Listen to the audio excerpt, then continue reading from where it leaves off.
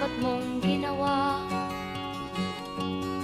Kalagan ng tali sa paa, imulat ng iyong mga mata. Kay sarap ng buhay, lalo na't alam mo kung saan papunta.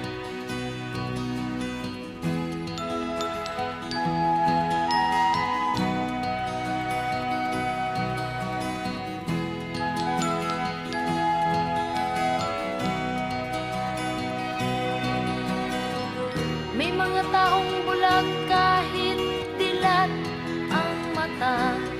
May mga taong tinatalian sariling kamay at paa. Problema'y tinatalikdan, salamin sa mata'y